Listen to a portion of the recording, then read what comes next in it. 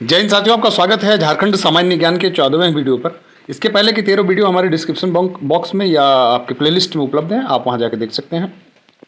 इसके बाद 15वीं वीडियो और उसके आगे की वीडियो प्राप्त करने के लिए चैनल को लाइक, शेयर और सब्सक्राइब कर दें। चलिए चलते हैं पहले प्रश्न की ओर कि हाल ही में मुख्यमंत्री द्वारा तारा पहाड़ पर जीवाश्म पार्क का उद्घाटन किया गया। तारा पहाड़ किस जिले में स्थित है? जरा देखिएगा, महत्वपूर्ण प्रश्न है, इसकी व्याख्या की बहुत जरूरत है कि तारा पहाड़ कहाँ पर स्थित है, तारा पहाड़ क्या है। तारा पहाड़ के बारे में जानते हैं, जीवाश्म पार्क के बारे में। झारखंड में जीवाश्म पार्क का उद्घाटन हुआ है, तो इससे संबंधित जो प्रश्न है इस पर आपको गौर करने की जरूरत है कि इससे संबंधित जो तारा पहाड़ झारखंड के साहिबगंज जिले में स्थित है। माना जाता है कि इन पहाड़ी के क्षेत्र में डॉक्टर बीरबल साहनी ने 14 प्रकार के जीवाश्म की पहचान की थी। ठीक है, तो ध्यान रखिएगा कि झारखंड के साहिबगंज जिले में स्थित है। 29 सितंबर से 11 अक्टूबर 2022 तक गुजरात में आयोजित 36वें राष्ट्रीय खेल में झारखंड की महिला लॉन बॉल टीम ने कौन सा पदक जीता था? तो स्वर्ण पदक जीता था। गुजरात में आयोजित 36वें राष्ट्रीय खेल में झारखंड की महिला लॉन बॉल टेनिस में स्वर्ण पदक जीता था। अगला प्रश्न है कि गुजरात के में आयोजित 36वें राष्ट्रीय खेल में झारखंड के किस खिलाड़ी ने तीरंदाजी में गोल्ड मेडल जीता था? जी हाँ, तो ये जो प्रश्न है यह देखिएगा कि झारखंड के बोकारो जिला के रहने वाले गोल्डी मिश्रा, ध्यान रखिएगा, गोल्डी मिश्रा जो है ने तीरंदाजी में गोल्ड मेडल जीता था। वो 36वें राष्ट्रीय खेल में झारखंड के 3 स्वर्ण, 5 रजत और 5 कांस्य पदक के सहित कुछ 13 पदक जीते थे। इसमें 13 पदक आए थे और इस भारत झारखंड का जो स्थान था इसमें 18वां स्थान था। जी हाँ, 18वां स्थान झारखंड ने प्राप्त किया था। आगे बढ़ते हैं कि झारखंड की सबसे ऊंची पहाड़ी पारसनाथ की ऊंचाई कितनी है? झारखंड में पारसनाथ की जो ऊंचाई है 1365 मीटर है। जी हाँ, 1365 मीटर है। अगर फीट में देखें तो 4431 फीट है, या फीट की में अगर इसको देखें तो 4431 फीट है। और ये है कहाँ? ये गिरिडीह जिले में स्थित है। पारसनाथ को के बारे में और भी जान लेते हैं कि पारसनाथ को जैनियों का मक्का कहा जाता है। जैनियों का मक्का कहा जाता है। यहाँ जैन धर्म के 24 तीर्थंकरों में 20 तीर्थंकरों ने निर्वाण प्राप्त किया था। जी हाँ, ये बार बार पूछा जाता है कि 24 में से कितने ने निर्वाण प्राप्त किया था? तो 20 ने। एक चीज़ और ध्यान रखिएगा कि इसका जो नाम है, इसके 23वें तीर्थंकर जो हैं पार्श्वनाथ, उनके नाम पर पारसनाथ पड़ा है, ध्यान रखिएगा। तो इनके जो 23वें तीर्थंकर हैं तो उनका जो पार्श्वनाथ नाम है उनके नाम पर इसका पड़ा है। और एक चीज़, ये झारखंड की सबसे ऊंची चोटी को ये पहाड़ी है और इसकी जो सर्वोच्च चोटी है उसको सम्मेद शिखर कहते हैं। जी हाँ, सम्मेद शिखर कहते हैं। आगे बढ़ते हैं कि झारखंड के प्रमुख कोयला निक्षेपों का निर्माण किस श्रेणी के चट्टानों के द्वारा होता है? तो जरा देखिएगा कि गोंडवाना क्रम की चट्टान, ध्यान रखिएगा कि झारखंड के प्रमुख कोयला निक्षेपों का निर्माण गोंडवाना क्रम के चट्टानों से हुआ। गोंडवाना क्रम की चट्टानों की अधिकता दामोदर घाटी तथा औरंगा घाटी में है, ध्यान रखिएगा। गिरिडीह तथा राजमहल की पहाड़ियों में भी गोंडवाना क्रम की चट्टानें पाई जाती हैं। आगे बढ़ते हैं कि झारखंड में सर्वाधिक वर्षा बंगाल, इसके बारे में कौन सा कथन जो असत्य है? ध्यान दीजिएगा। तो झारखंड की जलवायु भूमध्य रेखीय जलवायु है, यह कथन जो है गलत है। झारखंड की जलवायु मानसूनी जलवायु है, उष्णकटिबंधीय क्षेत्र में अवस्थिति है एवं मानसूनी हवाओं के कारण यहाँ जलवायु उष्णकटिबंधीय मानसूनी प्रकार की है। झारखंड को 7 जलवायु प्रदेशों में बांटा गया, ध्यान रखिएगा, 7 जलवायु क्षेत्र में इसको बांटा गया है। झारखंड में उच्च भूमि को किस नाम से जाना जाता है? तो झारखंड में जो उच्च भूमि को टाड़ के नाम से जाना जाता है। जी हाँ, जो झारखंडी होंगे वो बेहतर जानते होंगे, जो खाली मैदान क्षेत्र होता है, गांव, आज भी जो गांव के लोग हैं उसको टाड़ कह के पुकारते हैं। और जो ये दोन क्या है भाई? ये निम्न भूमि को दोन कहते हैं। जो निम्न भूमि है उसको द्रोण कहते हैं। ठीक है, दोन कहते हैं। आगे बढ़ते हैं कि अगला प्रश्न है कि देश में पहला स्वदेशी इस्पात संयंत्र के रूप में बनाया गया इस्पात संयंत्र कहाँ स्थित है? तो देश में सबसे पहले स्वदेशी जो है यह बोकारो में स्थित है, इसको जान लीजिए। इसके बारे में एक चीज़ हम लोग जान लेते हैं कि इसकी स्थापना 1964 में हुई थी, ध्यान रखिएगा, 1964 में इसकी स्थापना हुई थी। और इसकी स्थापना किसके सहयोग से हुई थी? तो रूस के सहयोग से हुई थी, ध्यान रखिएगा, रूस के सहयोग से इसकी स्थापना हुई थी और यह बोकारो में स्थित है। अब निम्न खनिजों में से कौन झारखंड के बंगारू पहाड़ी में पाया जाता है? तो बंगारू पहाड़ लोहरदगा जिले में स्थित है, ध्यान रखिएगा, और इसका बॉक्साइट पाया जाता है। और इसका जिला कौन सा है? तो लोहरदगा, ध्यान रखिएगा, लोहरदगा। अगला प्रश्न है कि उद्योग खनन एवं भूविज्ञान के अनुसार झारखंड में चाइना क्ले कहाँ पाया जाता है? तो पश्चिमी सिंहभूम, रांची एवं हजारीबाग जिले में पाया जाता है। ठीक है, तो झारखंड में चाइना क्ले पश्चिम सिंहभूम, रांची, हजारीबाग में पाए जाते हैं। अगला प्रश्न है कि झारखंड के किस अभयारण्य का क्षेत्र सर्वाधिक है? ध्यान दीजिएगा। तो यह अभयारण्य है, यह अभयारण्य गलती से लिखाया गया है यहाँ पे।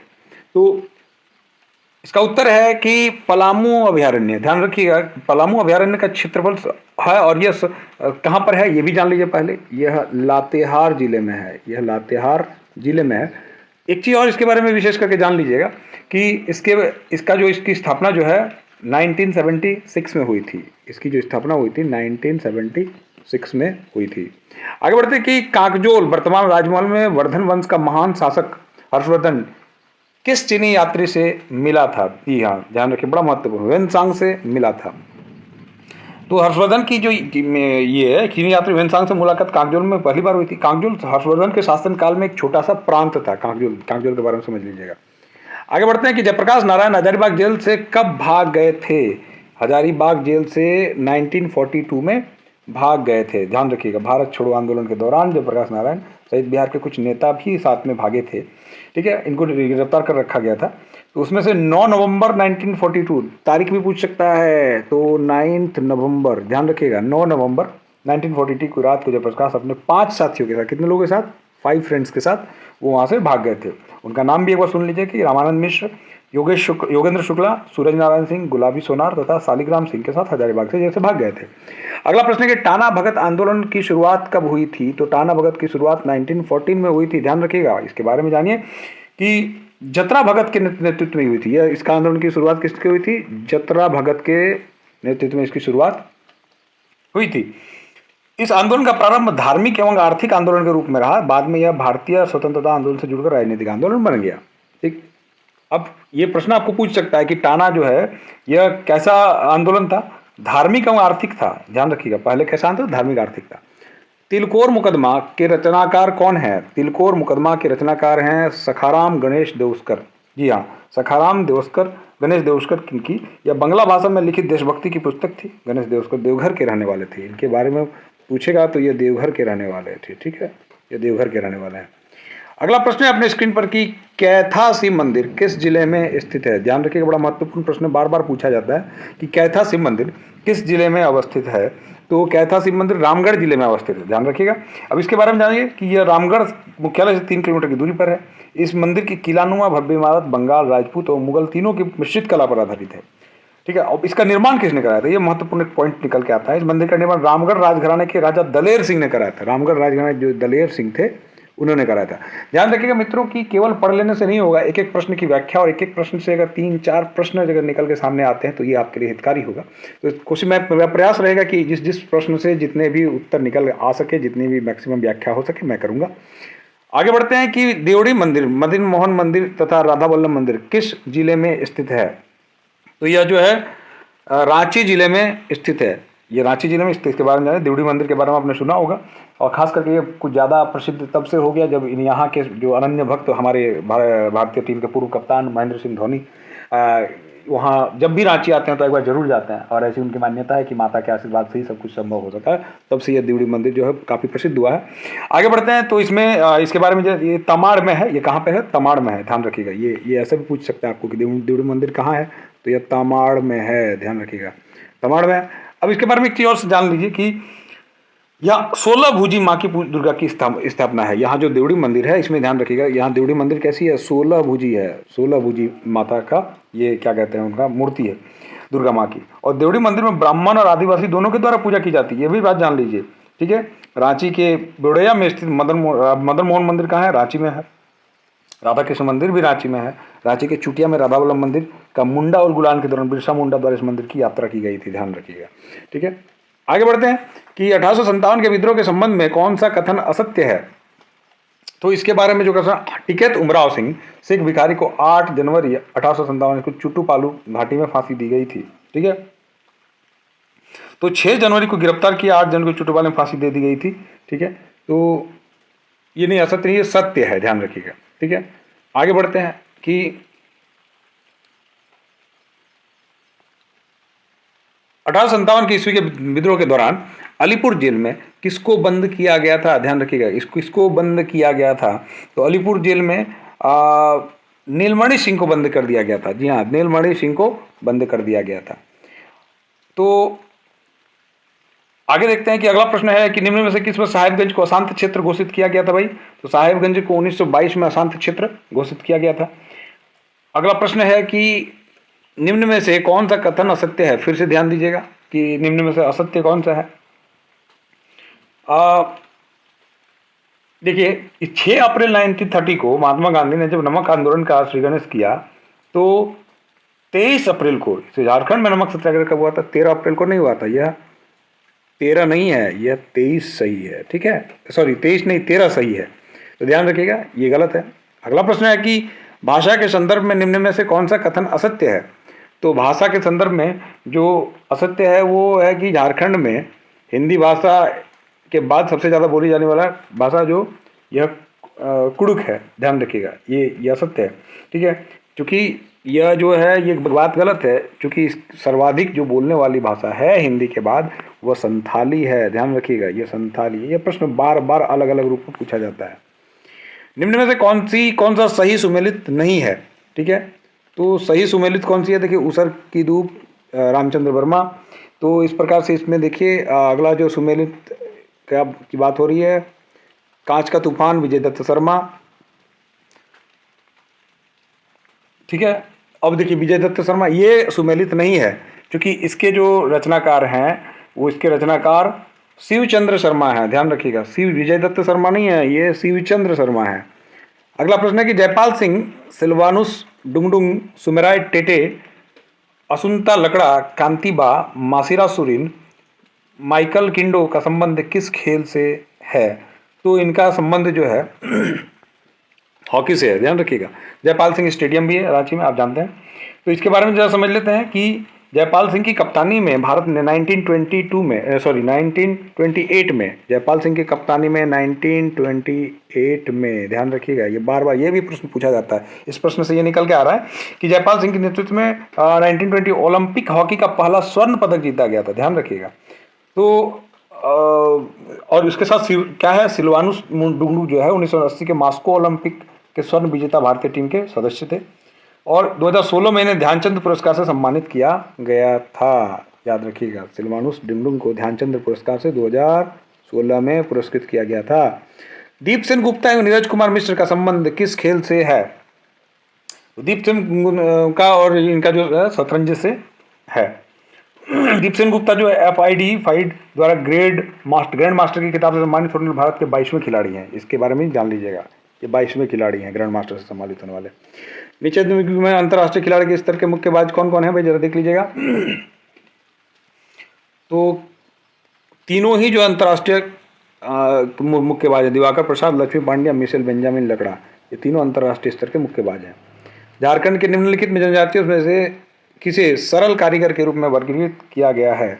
तो महली जो है, महली को सरल कारीगर के रूप में महली, लोहरा, करमाली, चीक, बड़ाइक इतने जातियों को मिलाकर सरल कारीगर के रूप में वर्गीकृत किया गया है। अगला प्रश्न है कि झारखंड के तमाड़ क्षेत्र में बसंत और ग्रीष्मकाल के दौरान कौन सा त्यौहार मनाया जाता है? तो भगता पर्व मनाया जाता है। ध्यान रखिएगा, भगता पर्व जो है बसंत और ग्रीष्म के अवसर आता है। जनजातीय लोगों के द्वारा भगता पर्व को बूढ़ा बाबा की पूजा के रूप में मनाया जाता है। झारखंड के तमाड़ क्षेत्र में यह अधिक लोकप्रिय है। आगे बढ़ते हैं कि झारखंड के इस लोक नृत्य का नाम एक वृक्ष पर पड़ा है। ठीक है, तो ये जो कर्मा है, ये कर्म वृक्ष है, जो कर्म वृक्ष के नाम पर उसका नाम कर्मा पड़ा है। ठीक है, कर्म देवता को खुश करने के लिए नृत्य किया जाता है, और इस नृत्य की खूबी क्या है, इसमें स्त्री पुरुष सभी भाग लेते हैं, और ये होता कब है, वर्षा ऋतु को छोड़कर यह सभी ऋतुओं में किया जाता है। ध्यान रखिएगा। पहाड़ा पंचायत के प्रमुख को क्या कहते हैं? बड़ा जरा देखते हैं कि पहाड़ा पंचायत के प्रमुख को पढ़ा राजा कहा जाता है। जनजातियों के द्वारा नृत्य के समय पुरुष द्वारा गले में धारण किए जाने वाले आभूषण का क्या नाम है? तो उनके आभूषण का नाम खोंगसो है। ध्यान रखिएगा, खोंगसो। ठीक है, सॉरी माफ कीजिएगा, ये खोम्बिया नाम का, ये माफ कीजिएगा, ये इसका जो है खम्बिया नाम का ये आभूषण धारण किया जाता है। झारखंड में करम पूजा किसके प्रेम का प्रतीक है? तो झारखंड में जो करम पूजा है यह भाई बहन के प्रेम का प्रतीक है। अगला प्रश्न है आपके स्क्रीन पर कि निम्न में से कौन झारखंड के निर्दलीय मुख्यमंत्री रहे हैं? झारखंड के जो निर्दलीय मुख्यमंत्री रहे हैं वह है मधु कोड़ा। ध्यान रखिएगा, मधु कोड़ा है। ठीक, एकमात्र स्वतंत्र निर्दलीय मुख्यमंत्री। इनका कार्यकाल 18 सितंबर 2006 से 27 अगस्त 2008 तक रहा है। ठीक। अगला प्रश्न है कि सचिवालय का अर्थ क्या है। अगला प्रश्न है सचिवालय का अर्थ क्या होता है। सचिवालय से हम क्या समझते हैं। ठीक है, सचिवालय का अर्थ होता है मुख्य सचिव एवं सचिव का कार्यालय होता है। ठीक है, क्योंकि सचिवालय की तैयारी कर रहे हैं आप और अन्य परीक्षाओं के साथ साथ, तो सचिवालय के बारे में जानिए। अगला प्रश्न है कि किसानों को उचित दर पर ऋण की व्यवस्था कराने हेतु कौन सी योजना प्रारंभ की गई है। तो किसानों को उचित दर पर ऋण की व्यवस्था कराने के लिए किसान क्रेडिट कार्ड की जो है व्यवस्था लागू की गई है। अगला प्रश्न है आपके स्क्रीन पर कि मुख्यमंत्री शहीद ग्राम विकास योजना के बारे में सत्य कथन को चुने। तो इसके बारे में जो सत्य कथन है वह है कि कूट दिया गया है। तो कूट में ज़रा देखें हम लोग, सही है 1, 2 और 3, ये आंसर है इसका। 1, 2, 3 सी नंबर सही है। तो तीनों को जानते हैं कि इस योजना का आरंभ 18 दिसंबर 2017 को झारखंड के खूंटी जिले में स्थित बिरसा मुंडा के गांव उलीहातू से केंद्रीय मंत्री अमित शाह के द्वारा किया गया। सही है। इस योजना के तहत कुल 24 परियोजनाओं का चयन किया गया, यह भी सही है। इस योजना के तहत कुल 30 गाँव का चयन किया गया था, जिसमें सिद्धू कानू, नीलांबर, पीताम्बर, तिलका मांझी और स्वतंत्रता सेनानी को गाँव को शामिल किया गया था। ये तीनों ही अपने आप में सही हैं। अगला प्रश्न है कि आपके स्क्रीन पर राज्य में युवाओं के लिए चलाए जा रहे कौशल विकास योजना का कौन सा पोर्टल शुरू किया गया है। तो युवाओं के लिए हुनर पोर्टल की शुरुआत की गई है। अगला प्रश्न है कि कौन सा योजना विश्व बैंक जो है IAAD द्वारा सहायता प्राप्त योजना है। तो यह मार्जिन मनी योजना है। ठीक है, मार्जिन मनी योजना है। सॉरी, माफ़ कीजिएगा, ये गलत है, मैं गलत टिक कर गया। स्वशक्ति परियोजना है, स्वशक्ति परियोजना है। ठीक है। अगला प्रश्न है कि संथालों के देवता कौन हैं। संथालों के देवता कौन है। तो संथालों के देवता कौन है, सिंह बोंगा है। इनके सर्वोच्च देवता सिंह बोंगा होते हैं। तो इसके साथ ही सत्र समाप्त हुआ। आपको कैसा लगा कमेंट करके जरूर बताएं। आगे आपको किस प्रकार की और वीडियो चाहिए, अगर आपको कोई डिजायर है तो वो भी मुझे कमेंट करके बताएं। साथ ही आपसे निवेदन है कि अगर आप चैनल को देख रहे हैं तो इसको कृपया सब्सक्राइब कर दें, शेयर कर दें, अधिक से अधिक लोगों तक पहुँच सके, अधिक से अधिक लोग इसको देख सकें। आप चैनल पर जुड़े रहे। बहुत बहुत धन्यवाद।